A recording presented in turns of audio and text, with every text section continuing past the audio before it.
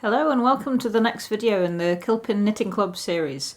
Last time I showed you how to do the knit and purl stitch, and this is the piece of knitting that I was left with after I finished that video. This video is going to be all about how to cast on and cast off. So this is why I provided you with your knit kit to start with, is that casting on and casting off, you need to know how to knit before you can do that. So I decided I was going to show you how to knit first, and then I would show you how to cast on and off, because essentially they are just extended versions of the knit stitch. So this is the piece of knitting I was left with from last time. So first I'm going to show you how to cast off, because I'm going to cast off this piece, and then I'm going to use my wool to show you how to cast back on again. What I mean by casting on and casting off is casting on is where you load up your needle for the first time with wool with a new row of stitches to start a brand new piece of knitting. So when I started knitting this piece of work, I started down here. This is my first row of stitches, but these stitches were cast on to the needle before I could start knitting onto them. Casting off is the reverse. So if you'd got to the end of your rectangle of knitting and you wanted to finish it off and, you know, have it as one piece of knitting without any wool and then any needle stuck to it, then casting off is what you would need to do. So first I'm going to show you how to cast off, because I'm going to cast off with this piece of knitting that I've got here, and then I'll show you how to cast on. So if you remember how we knitted last time, you'll remember that you put your right hand needle into the top stitch from right to left, going behind the left hand needle. You take your working yarn, which should be at the back, you loop it down in between those two needles around the front here, and then you slip this needle backwards, pop it through and bring the working yarn up through here. Now, to cast off, first of all we need to have one stitch on our right hand needle, so that's one stitch that I've just completed as usual. And then I'm going to do the next one, so I'm going to knit again, and I'm going to pop that off as well. Now, rather than just carrying on knitting, otherwise we'd just end up having just another row of knitting, what we are going to do is we're going to pop the first stitch that we made over the second one. So the way I'm going to do that is pop my left hand needle into that first stitch that we did and pull it, and it should have a little bit of give in it, so it should come a little bit loose. So I'm trying to show you how I've done that. So I've kind of pulled it so it's a little bit loose like this. So the second stitch we've just done is that one there, and then this loop is the first stitch that we did. And what we're going to do is we're going to use the right hand needle to pull the second stitch through that first one, like that. So we've still only got one loop on this right hand needle, but the first stitch is actually just here. We've cast it off, it's here now. I'm going to show you how to do that again. So if you go to knit into this third stitch now, as usual, pop it off, and then slip your left hand needle into the first stitch, but technically it's the second one, on this needle, the one that's nearest your right hand. Pull it so it comes a little bit loose. You can see it's a bit loose there. And then use the point of your right hand needle to pull that second stitch through it, and then pop it off. So we've still only got one loop left on this needle, and what we're starting to do is leave a trail of cast off stitches behind us like this. I'm going to carry on going down this row, and I will see you on the other side. And here we are. So I've gone along this row and I've been casting off all of these stitches. So you can see they've got a nice neat finished off edge here, and I've only got one left on the right hand needle, and I've got a couple left on my left, so I'm just going to do those for you.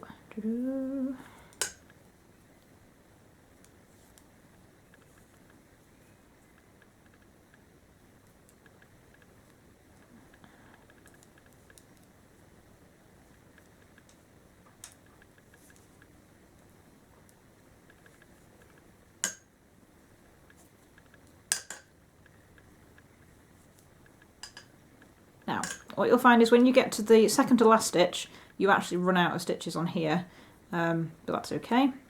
You can still use this needle to help pop this off through here. There we are, and then you've got one left, that's it. So this needle's free, and then you've just got this one stitch left on your knitting. And all we're going to do with that is we're going to cut it.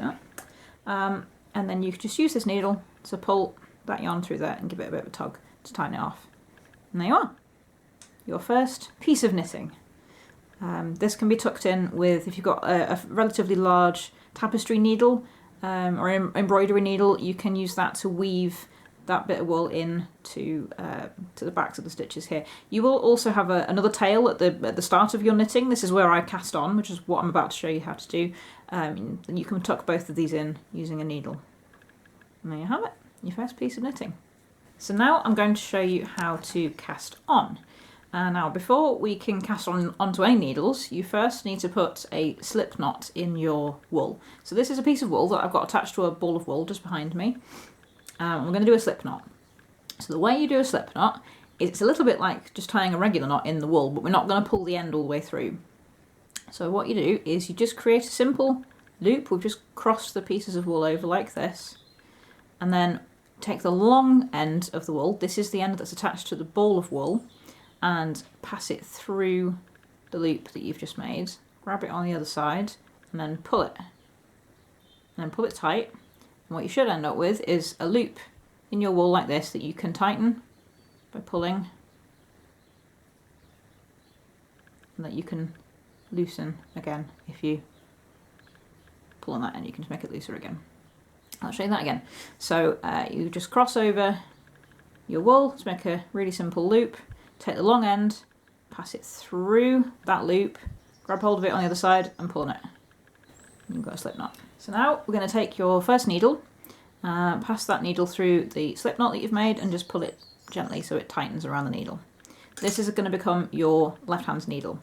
Now if you're counting your stitches and you want to end up with a certain number of stitches on your knitting, then this slip knot counts as your first stitch.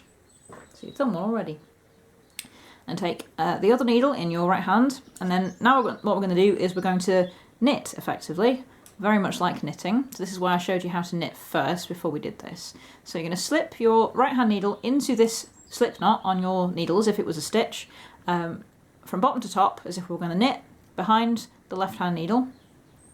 Take your working yarn, be careful to take the working yarn, the long end that's attached to the ball, and not the short bit that's quite hanging around quite close there, and then pass it through your needles as if you were going to knit, and then use your right hand needle to pull it through. Now rather than popping this whole set of loops off the left hand needle as we would do if we were doing knitting, what we're going to do is you take your right hand needle and pull. Now that working yarn will just keep coming through as far as you pull it because it's not really attached to anything, it's just loose there. So you just pull it through and so you've got it nice and long. Take your left hand needle and pass it underneath this loop that you've made and then pop it through. Take your right hand needle out and then pull the working yarn tight. And then what you should end up with is now you've got 2 stitches on your left hand needle. I'll show you how to do that again. So you put your right hand needle into the top stitch underneath the left hand needle so they're crossed over like this. Take your working yarn, again be careful you take the working yarn which is the long end and not the short bit. This is the short bit. It will get in the way a little bit as we're building it up, but as you get further away from it it'll not be in the way quite as much. And then you put that in between your needles as if you're going to knit. Use your right hand needle to pull the working yarn through, pull it nice and long, take it to the top, and then wrap your left hand needle around it and then through it like this. Take the right hand needle out and then pull your working yarn tight. And now we have 3 on there. And you just keep doing that until you've got as many stitches as you want to have. If you're doing quite a few, it's a good tip to keep track of how many you've done, because as you get further up they might become a little bit twisted and it makes it a bit more difficult to keep track of them just by counting them. So if you've got some kind of tally, maybe in a notebook, you can just write down how many stitches you've done and then you can keep track. Once you've cast on as many stitches as you need to, you can then straight away start knitting into the first stitch on your needle. So if this was a particularly narrow piece of knitting, I could just start knitting from here. I could just put my needle through here and then knit into that stitch there. I could just I could just knit into there and keep going, but it would be a very narrow piece of knitting, wouldn't it? So that's casting on. As always, please leave comments on the YouTube video if you get stuck, or let me know on WhatsApp. You can send me photos and videos of where you've got up to, and I will try and help you out. Casting on and casting off is an essential part of learning how to knit, because it enables you to start with a blank, empty pair of needles and a ball of wool and your imagination, and then you can be on your way knitting your very own projects.